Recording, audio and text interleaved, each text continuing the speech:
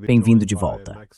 Hoje temos o grande privilégio de receber Max Blumenthal, um jornalista premiado e editor do The Grey Zone. Obrigado por voltar ao programa. Eu esperava que você pudesse esclarecer o que está acontecendo agora com esse avanço dos Estados Unidos na América Latina. Como sabemos, Washington apresentou várias razões para justificar o ataque à Venezuela. Eles intervieram, mataram muitas pessoas e sequestraram o presidente e sua esposa.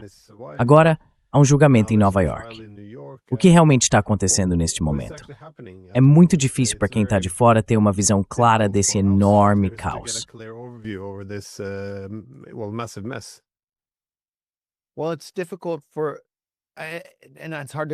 Bem, é difícil para mim, e eu realmente não me consideraria um insider, mas é complicado entender claramente o que diabos aconteceu em 3 de janeiro, que eu, por acaso, fiquei acordado até tarde o suficiente para observar virtualmente. Foi, de muitas maneiras, um ataque terrorista a Caracas. Foi o sequestro do chefe de Estado e de sua esposa, que, segundo Diosdado Cabello, um dos mais importantes articuladores de poder no movimento chavista, em um discurso na noite passada, disse que Cília Flores, a primeira-dama da Venezuela, exigiu acompanhar o marido enquanto ele era sequestrado e pode ter salvado sua vida no processo. A guarda presidencial foi em grande parte massacrada. 32 oficiais cubanos foram mortos.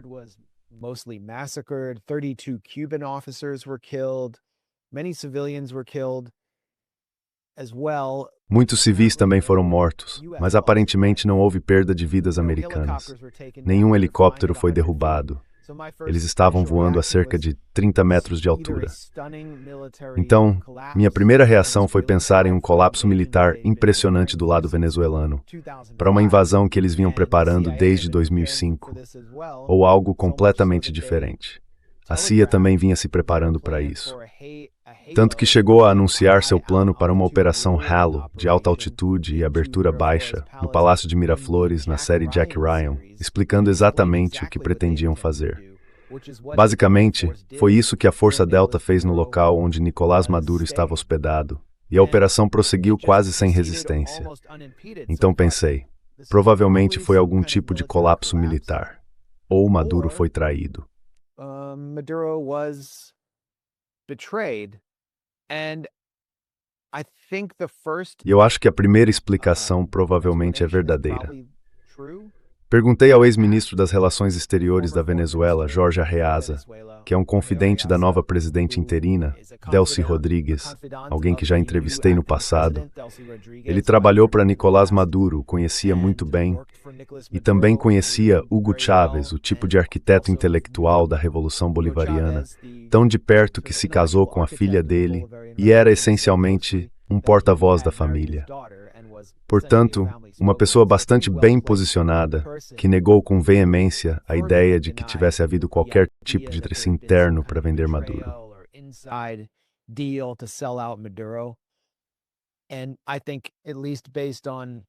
E eu acho que, pelo menos com base em todas as pessoas que ele conhece, eu acredito no que ele diz sobre isso. Embora sim, quero dizer, eu tenho que acreditar na palavra dele. E não há evidência de nada desse tipo, pelo menos em um nível alto, ou de que teria sido possível ordenar algum tipo de recuo militar dentro da liderança venezuelana sem ser descoberto. E conhecendo aquelas pessoas, eu simplesmente não consigo imaginar isso acontecendo. Há negociações, sobre as quais vamos falar em um segundo, negociações de bastidores com os Estados Unidos, mas isso sempre acontecia sob Maduro. Então Arreaza admitiu abertamente que seus sistemas de comunicação haviam sido derrubados.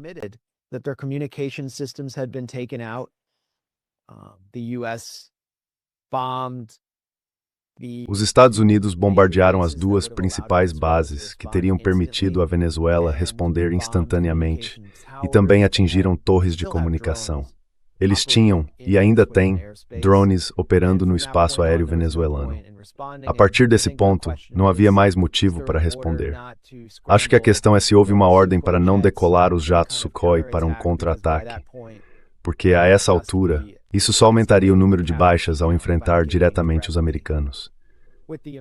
Foi, portanto, uma falha impressionante de inteligência, contra-inteligência e das Forças Armadas que permitiu que isso acontecesse. military, which allowed this to take place. At the same time, Ao mesmo tempo, há evidências de um tipo de sucesso de longo prazo do movimento chavista e deste governo, que enfrentou tanta pressão, pressão violenta, tentativas de assassinato, tumultos nas ruas, anos e anos de sanções devastadoras. O sucesso é que a mudança de regime não ocorreu.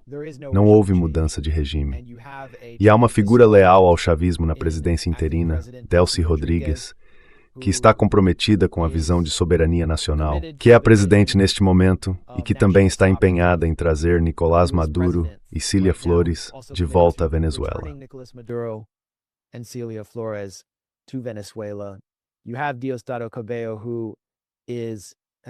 Você tem Diosdado Cabello, que está nas ruas e se dirigindo à nação. Ele conta com a confiança dos militares. A estrutura militar ainda está de pé. O ministro da Defesa, Vladimir Padrino Lopes, não foi assassinado, como se disse no início. Os coletivos, ou os chavistas militantes, estão nas ruas. Portanto, se Trump tiver que lidar com alguém, ele terá que lidar com esse movimento, porque eles controlam as instituições e as provas de qualquer acordo.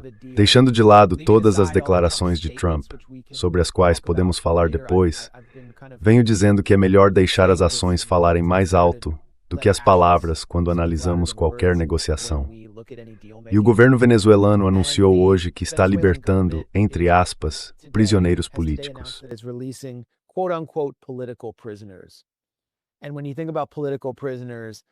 E quando você pensa em prisioneiros políticos, muitas vezes são pessoas que planejaram motins violentos, que cometeram atos de violência, que tramaram golpes, pessoas que eram essencialmente membros de uma oposição apoiada pelos Estados Unidos, algo que os próprios Estados Unidos jamais tolerariam em seu território.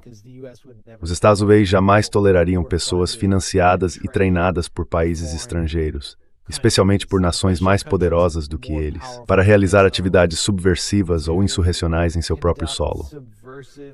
Mas é exatamente isso que a Venezuela enfrenta, em grande parte, quando lida com prisioneiros políticos. E pode ser que algumas pessoas tenham sido injustamente acusadas ou tratadas de forma indevida, mas eu não tenho os nomes. E sabe quem mais também não tinha esses nomes até muito recentemente?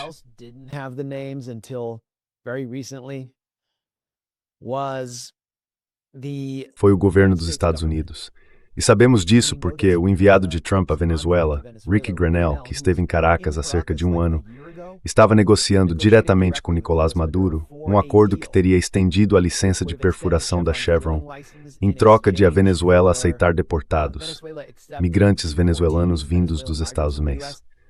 Rick Grenell afirmou que foi a oposição radical apoiada pelos Estados Unidos, liderada por Maria Corina Machado, que não forneceu os nomes dos chamados presos políticos que queria ver libertados para viabilizar o acordo, porque na verdade não queriam um acordo e não queriam permitir que o governo Trump negociasse diretamente com Maduro.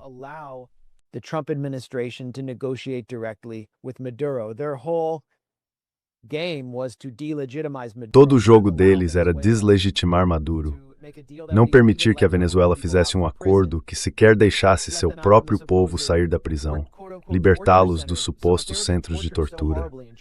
Então, se eles estavam sendo torturados de forma tão horrível e tratados tão mal, por que você não trataria isso imediatamente como uma emergência e os tiraria de lá? É porque você é um sociopata cínico. E Marco Rubio fez parte desse processo de obstrução de um acordo naquela época, razão pela qual ele fez algo ainda mais sádico. Em vez de enviar um avião com migrantes venezuelanos para serem deportados diretamente a Caracas, ele mandou o avião, sem que nenhuma negociação tivesse sido concluída, para El Salvador, para seu amigo, o caudilho comprador local, o autodenominado ditador mais legal do mundo, Nayib Bukele. Isso foi em março de 2025, exatamente quando Trump havia assumido Stuart Bros.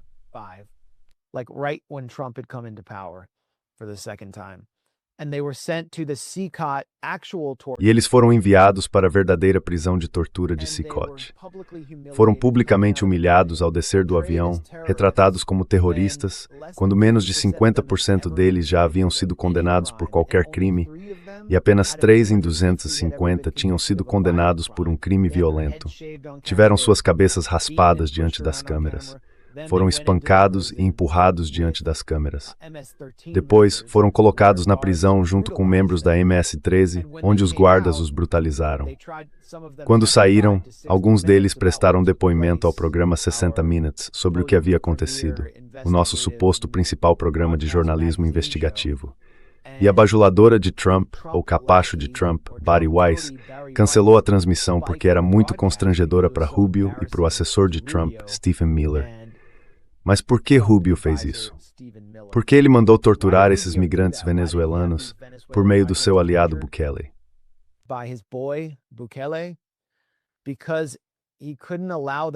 Porque ele não podia permitir que eles voltassem para a Venezuela. Porque, mais uma vez, isso permitiria negociações diretas. Então esse é um dos motivos. Também permitiria que a Venezuela tivesse receita por meio da extensão da licença de perfuração da Chevron. E há mais nisso. Eu só não quero me aprofundar demais nesse buraco que realmente expõe o quão doente essa administração é. Mas Grenell foi deixado de lado. E ao fazer isso, eles prepararam essa operação por meses. Ela começa com deportações em massa, rotulando todos os migrantes venezuelanos como, você sabe, inimigos dos Estados Unidos ligados a uma gangue, o Trem de Aragua, que na verdade não tinha ligação com Maduro, mas supostamente fazia parte de uma invasão estrangeira. E isso abre caminho para que eles comecem a preparar uma invasão da Venezuela.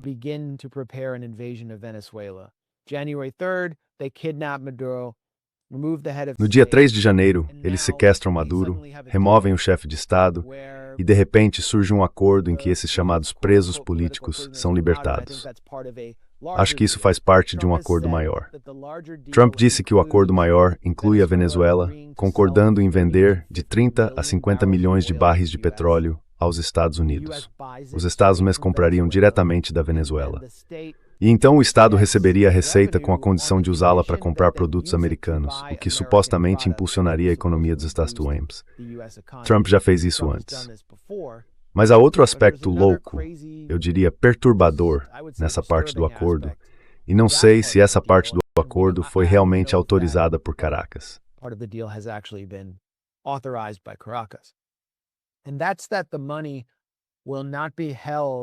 E é isso. O dinheiro não ficará guardado no Tesouro dos Estados Unidos, que supostamente presta contas ao público americano. Ele será mantido em contas offshore, o que significa que a Trump Incorporated poderia saquear esse dinheiro. A CIA poderia usá-lo para operações secretas.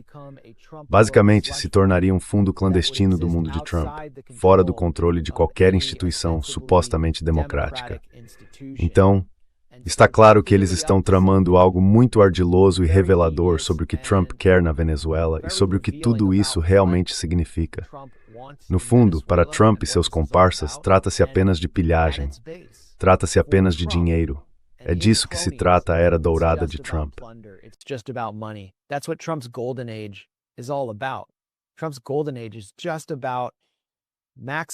A era dourada de Trump trata apenas de maximizar os lucros sobre as carcaças do capitalismo global para Trump e seu círculo interno de sionistas militantes do 0,1% e de impor um regime de terror em todo o continente americano para pulverizar qualquer força que possa atrapalhar, de Minneapolis a Caracas.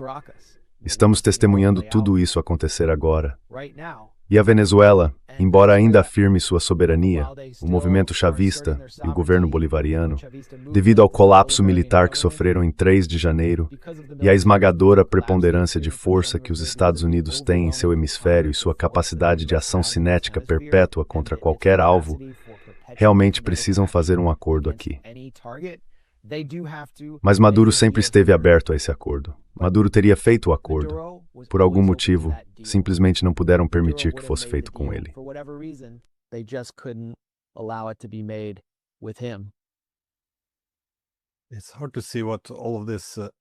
É difícil ver o que todo esse saque tem a ver com o narcoterrorismo. Acho que eles se desviaram um pouco do enredo. Mas, em termos de negociação, parece que os acordos teriam que abranger um território maior, porque Trump disse algo como agora estamos administrando a Venezuela. Mas isso é um pouco estranho, porque eles só sequestraram o presidente e mataram algumas pessoas. Não está claro por quê, eles não estão controlando o governo. Depois ele fez um comentário dizendo que a presidente interina Rodrigues poderia manter o cargo se fizesse o que mandassem. E claro, ele está tuitando sobre esse acordo de petróleo. Mas, a menos que eles entrem com força total, façam algo como o Iraque, o que não parece ser algo que Trump queira fazer, é difícil ver para onde isso está indo.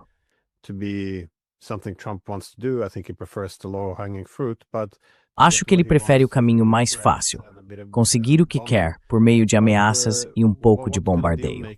Mas que tipo de acordo você acha que ele está buscando? Parece que ele quer pressionar o governo venezuelano a aceitar a forma como ele quer que o país seja administrado. Em outras palavras, eles podem governar, desde que sigam suas ordens. Mas o que ele está exigindo parece um pouco demais. Não se trata apenas de vender um pouco de petróleo. Ele está falando em cortar a Venezuela da China, da Rússia e de outros parceiros, basicamente transformando o país no posto de gasolina exclusivo dos Estados Unidos. Você ouviu algo sobre esse tipo de acordo que eles estão tentando fechar? Porque se você ouviu Trump, parece que eles já conquistaram a Venezuela.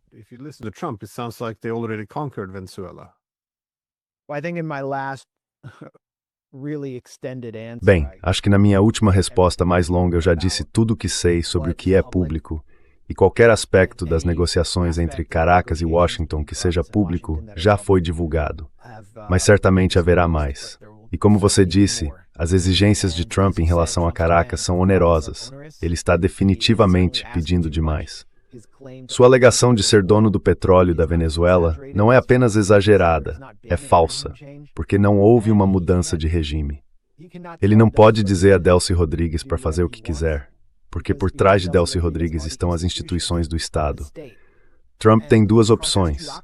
Ele pode negociar com Delcy Rodrigues, que assim como Nicolás Maduro, é uma negociadora e não quer que seu país seja destruído. Ela é uma patriota venezuelana que não quer ver a Venezuela mergulhar em uma crise civil ou guerra civil de décadas, como aconteceu na Colômbia, nem na desestabilização que vimos na Líbia.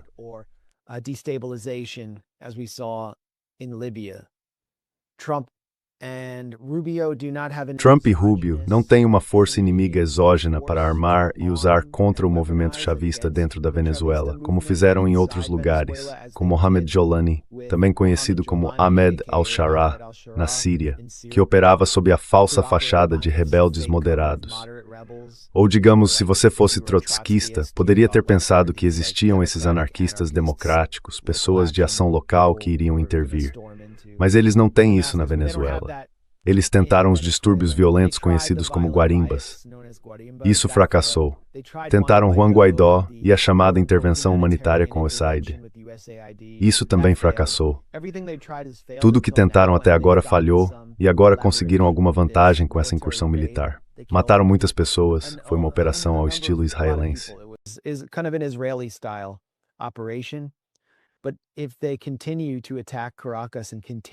Mas se continuarem atacando Caracas e pulverizando o país, ele será desestabilizado. E esse é um ponto que Jorge Arreaza, o ex-ministro das Relações Exteriores, me destacou em nossa entrevista. Com nós no poder, garantimos a estabilidade, mantemos a paz. Então vocês têm que lidar conosco. Trump não é dono da Venezuela. A Venezuela é dona da Venezuela. A estrutura administrativa, antes de tudo, da PDVSA expulsou os gerentes da oposição em 2005 e depois tentou fazer a ExxonMobil seguir suas regras, o que significava fechar um acordo vantajoso para ambos, em que a Venezuela recebesse uma parte da receita do petróleo extraído de seu próprio solo. Desde então, a Venezuela passou a... Bem, foi quando a Venezuela finalmente passou a controlar a própria Venezuela. É disso que realmente se tratava a Revolução Bolivariana.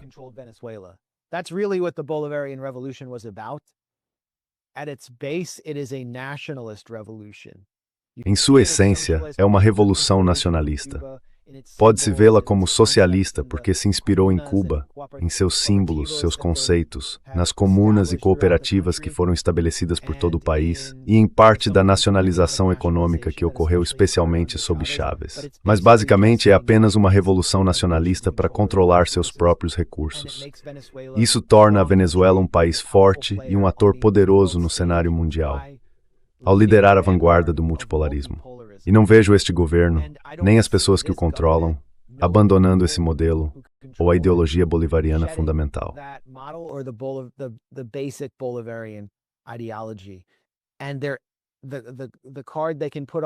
E a carta que eles podem colocar na mesa é nós ou a catástrofe. E estamos no seu hemisfério. Não é que eu os veja ameaçando os Estados Unidos com migrantes. É apenas a realidade de que, se a Venezuela for desestabilizada, haverá outra onda massiva de migração. E a região será desestabilizada. A América do Sul será desestabilizada se houver uma guerra civil. Vimos isso acontecer na Colômbia.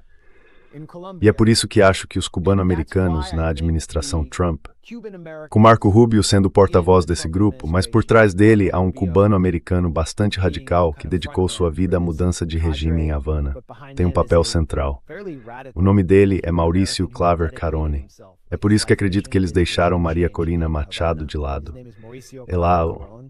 That's why I think they sidelined Maria Corina Machado. Because in order to bring Maria Corina Machado to power, porque para colocar Maria Corina Machado no poder, e eles praticamente disseram isso publicamente, teriam que ocupar militarmente a Venezuela com tropas dos Estados Unidos. Teriam que destruir as forças armadas venezuelanas, que não são uma força neocolonial treinada na Escola das Américas, em Fort Benning, como os exércitos dos países de caudilhos compradores em toda a região. Teriam que matar muitas e muitas pessoas, haveria derramamento de sangue, e eles entenderam que havia uma maneira mais elegante de fazer isso, então a deixaram de lado. Muitos democratas que a apoiavam estão furiosos. O complexo industrial dos direitos humanos está furioso. Eles achavam que ela era algum tipo de heroína democrática.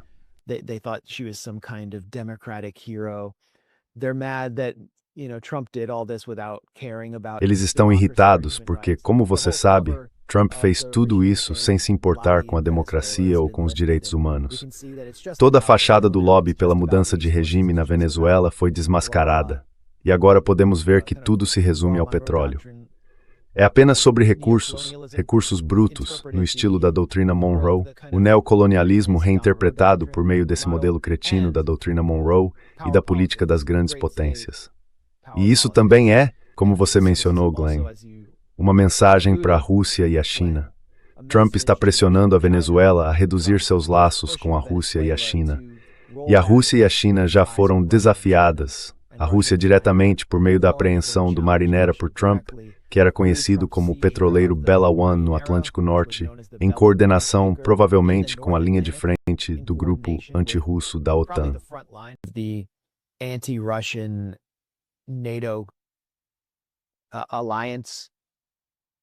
O Reino Unido e os Estados Unidos trabalharam juntos para apreender esse petroleiro fugitivo que pertencia à Rússia e transportava petróleo, acho que do Irã, mas não estava sob sanções.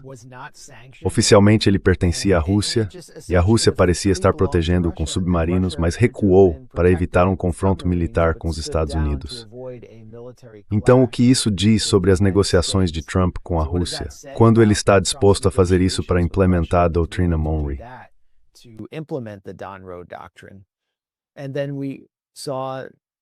E então vimos o presidente Xi da China enviando enviados ao Palácio de Miraflores para se reunir com Nicolás Maduro apenas algumas horas antes de ele ser sequestrado.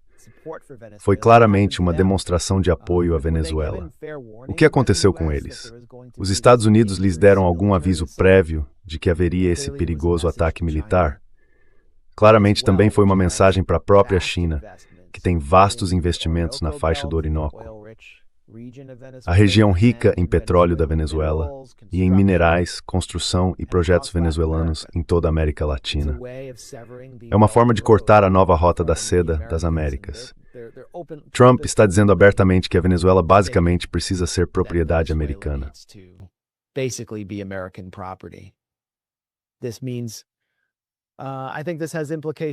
Acho que isso tem implicações no Sahel, para Burkina Faso, que desenvolveu relações com a Rússia, depois de enfrentar tanta instabilidade de segurança sob o regime, controle de fato da França e da OTAN.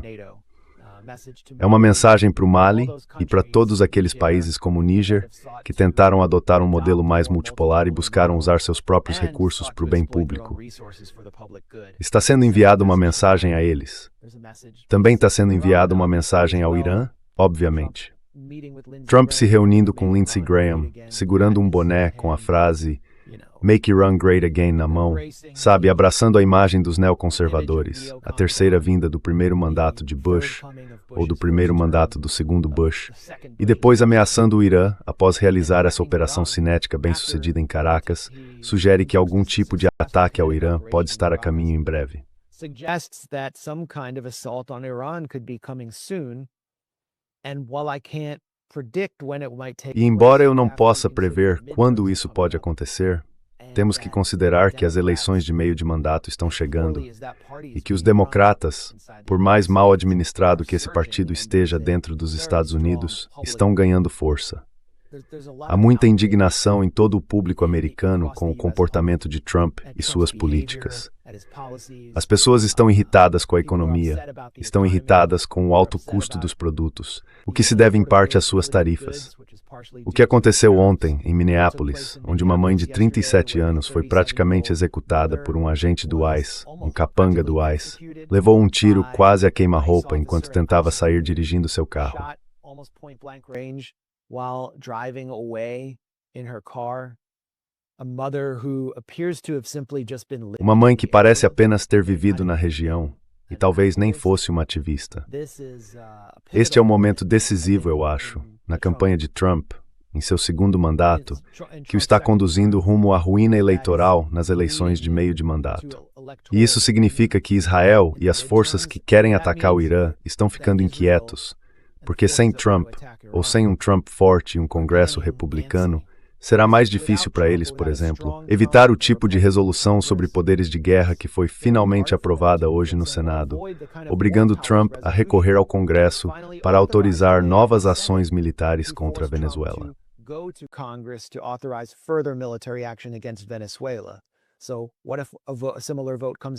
E se uma votação semelhante acontecer em relação ao Irã? Eles não querem isso, então estão se preparando para um ataque, possivelmente até fevereiro.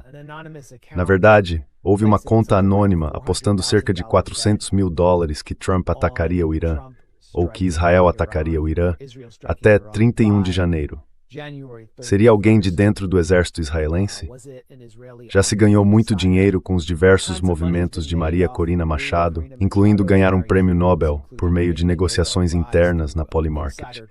Então isso parece mais um caso de uso de informação privilegiada e é uma boa forma de prever o que pode acontecer. Acho que se o Irã atacasse Israel agora, enquanto falamos, seria por definição um ataque preventivo.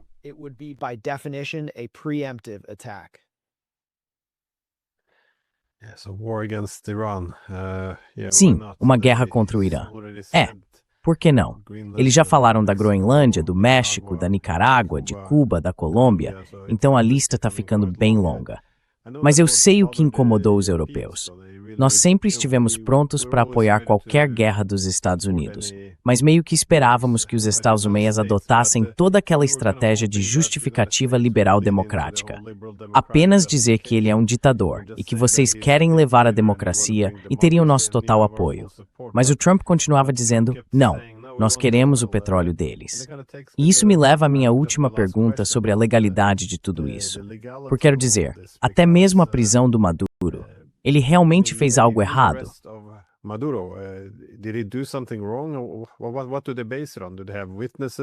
Em que eles baseiam isso? Eles têm testemunhas ou provas? E também a forma como ele foi levado?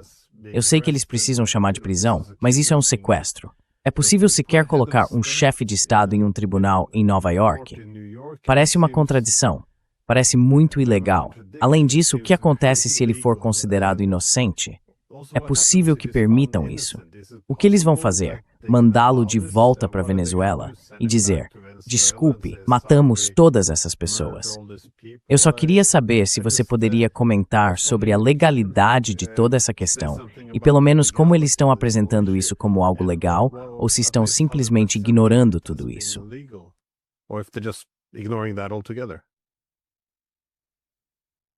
Great questions. Before I get to that, I want to make one point. Ótimas perguntas. Antes de chegar a isso, quero fazer um ponto que eu pretendia acrescentar aos meus últimos comentários. Para o movimento neoconservador em Washington, que orquestrou a invasão do Iraque, e para os intervencionistas humanitários liberais que forneceram um embasamento intelectual para os bombardeios da Iugoslávia, da Líbia e para a guerra suja na Síria, tudo em nome de espalhar a democracia, eles estão vivendo um ressurgimento agora por causa do que aconteceu na Venezuela. Eles estão proclamando, por meio de Trump, que finalmente superaram a síndrome da guerra do Iraque. E é isso que torna tão perigoso o momento em que estamos. Os Estados Unidos têm o exército mais poderoso da história mundial.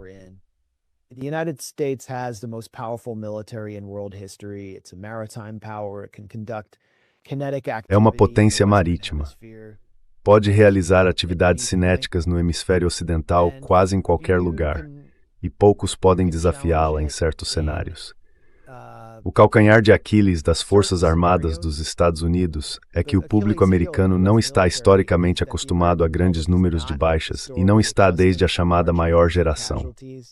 O trauma da Guerra do Vietnã não foi superado, e o trauma da Guerra do Iraque também não, porque o público americano não foi testado pela perda de grandes números de soldados, ou mesmo por um cenário do tipo Black Hawk Down, como o que aconteceu em Mogadíscio, na Somália, durante o governo Clinton.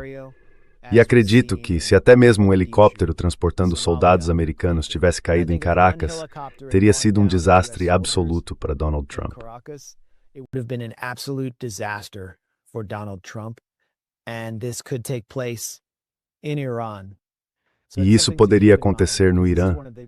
Então, é algo a se ter em mente, porque esse é um dos grandes debates que estão ocorrendo agora.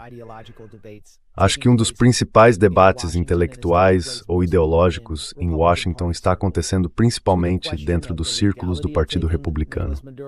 Quanto à questão da legalidade de capturar Nicolás Maduro, antes de tudo, segundo o caso da Corte Internacional de Justiça República Democrática do Congo versus Bélgica, é ilegal sequestrar um chefe de Estado e julgá-lo em um tribunal nacional.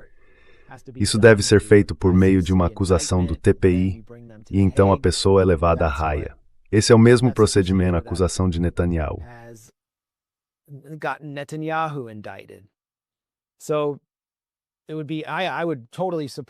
Então, eu apoiaria totalmente qualquer governo do mundo que capturasse Netanyahu e descontasse nele a raiva de dezenas de milhares de famílias de Gaza que perderam seus filhos por causa dele. E sem anestesia. Porque aquelas crianças não tiveram nenhuma. Milhares de crianças em Gaza não tiveram anestesia. Mas isso não está acontecendo. Porque simplesmente não é algo que tenha sido testado na ordem mundial, baseado em regras do pós-Segunda Guerra Mundial. O que o governo Trump está fazendo ao sequestrar Maduro e levá-lo a julgamento no Tribunal do Distrito Sul de Nova York é testar toda a ordem mundial do pós-Segunda Guerra. E o caso vai determinar se o direito internacional ainda existe. Acho que a maioria das pessoas que assistem a isso dirá, bem, sim, ele não existe. Estamos na lei da selva.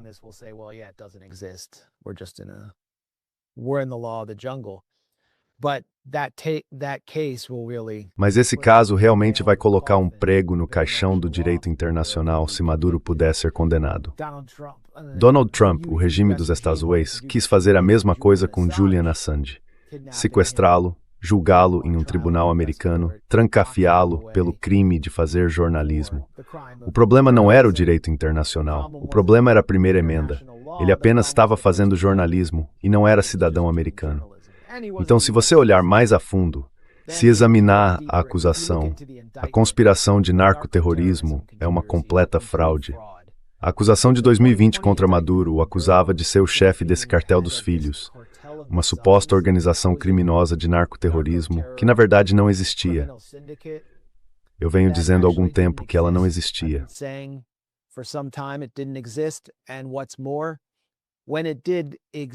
E mais, quando existiu, foi essencialmente uma criação da Agência Central de Inteligência, que estabeleceu sua própria conspiração de drogas durante a era Reagan, quando começou a enviar cocaína para os Estados Unidos por meio de uma rede de generais da Guarda Nacional da Venezuela que estavam sob seu controle.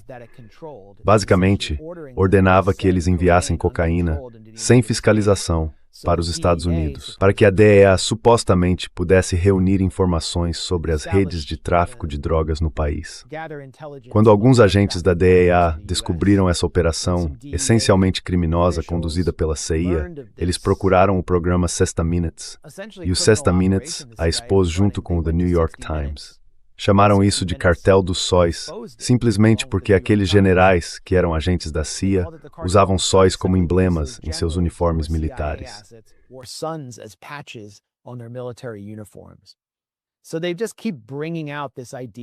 Então eles continuam trazendo essa ideia do cartel dos sóis para atacar o governo da Venezuela. A gente não ouvia o termo cartel dos sóis entre aquele especial dos 60 Minutes e provavelmente 2014. Foi quando o governo dos Estados Unidos começou a apertar o cerco contra o ex-chefe da inteligência militar sob Hugo Chávez, quando Nicolás Maduro assumiu o poder. O nome dele era Hugo El Pollo Carvajal, chamavam-no de El Pollo, porque ele meio que se parecia com uma galinha. Ele foi acusado de ser o líder de uma rede corrupta de generais venezuelanos que enviavam cocaína para os Estados Unidos. E então disseram, o cartel dos sóis. Isso estava em sua primeira acusação. Ele foi preso em Aruba em 2014, mas acabou sendo devolvido à Venezuela.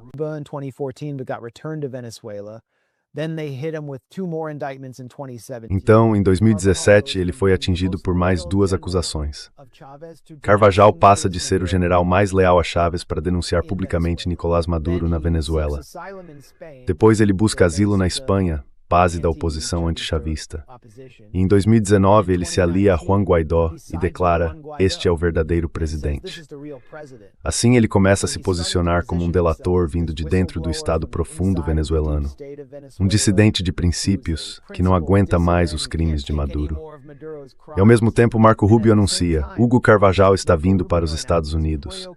Nós o extraditamos e ele nos fornecerá todas as informações necessárias para condenar Nicolás Maduro".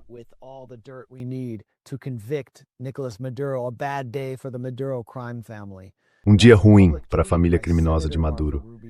Esse foi um tweet público do senador Marco Rubio em 2019. Portanto, essa é uma operação e um processo que já estavam em andamento há algum tempo.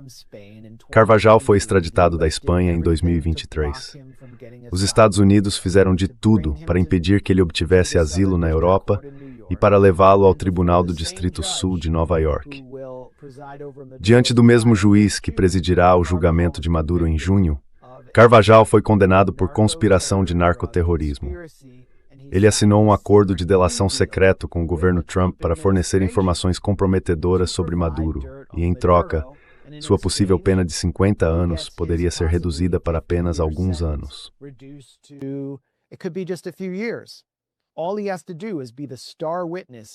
Tudo o que ele precisa fazer é ser a principal testemunha no julgamento contra Maduro.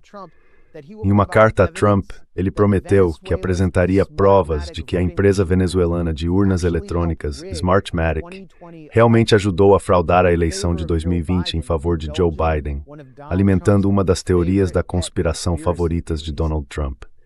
Então, essa é a testemunha contra Maduro. E foi assim que o Departamento de Justiça dos Estados Unidos ajustou seu caso contra Maduro, enquanto o exército americano desenvolvia uma operação para capturar em Caracas.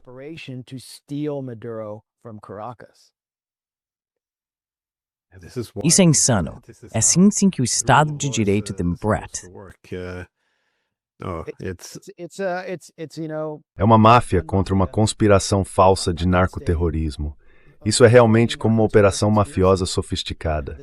É preciso reconhecer o mérito deles por terem conseguido fazer do jeito que fizeram, mas é coisa de gangster. É governo por gangsterismo.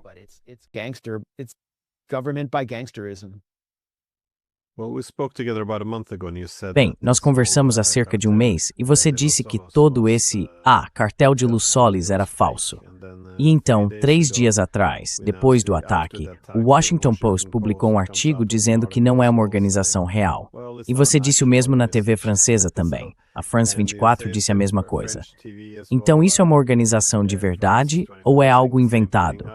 Sabe, eu diria que eles deveriam ter ouvido você antes. Agora é um pouco tarde para chegar a esse coro.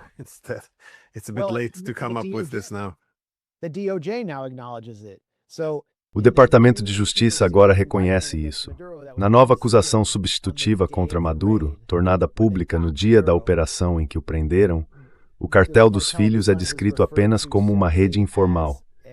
Já na acusação de 2020, ele é mencionado 32 vezes como um cartel propriamente dito, como uma verdadeira organização criminosa.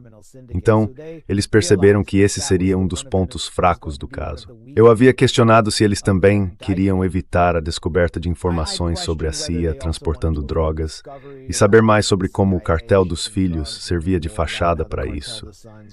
E desde então aprendi algo realmente interessante.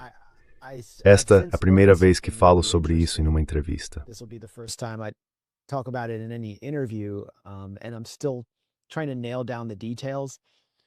E ainda estou tentando entender todos os detalhes, mas há um voo mencionado na acusação. Um voo que saiu do Aeroporto Internacional Simón Bolívar, na Venezuela, com destino a Campeche, no México, em um jato DC-9, que é meio que um avião particular, transportando toneladas de cocaína. Alegam que esse jato era administrado por Pólio Carvajal e que nos bastidores, Diosdado Cabello, que ainda faz parte do governo venezuelano e é um dos réus na acusação contra Maduro, supervisionou esse carregamento de cocaína que supostamente tinha como destino os Estados Unidos. Mas não havia provas de que qualquer parte dessa cocaína realmente iria para os Estados Unidos. Estava fora da jurisdição americana, então poderia ser descartado com base nisso.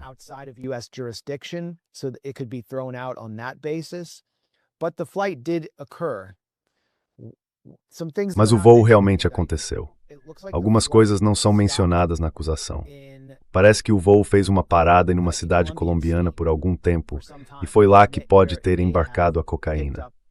O DC-9, conhecido como Cocaine One, pertencia a uma empresa norte-americana que havia trocado de mãos com outra empresa dos Estados Unidos, cujo proprietário era associado de Jeb Bush. Parece bastante claro que esse DC-9 pertencia a algum tipo de empresa de fachada ligada à CIA. Assim, Pólio Carvajal, Hugo Carvajal, quando apresentou sua defesa no Tribunal do Distrito Sul de Nova York, enfrentou essa acusação e chegou a tentar convocar como testemunha o proprietário do jato DC-9.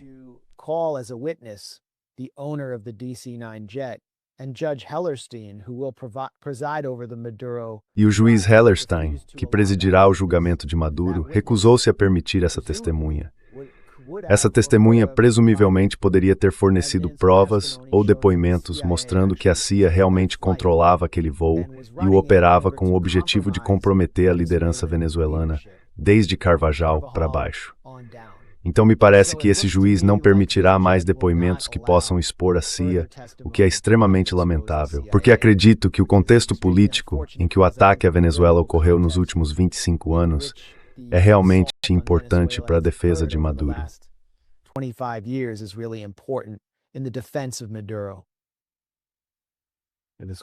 E esse pode ser um julgamento muito constrangedor. Bem, nosso tempo acabou.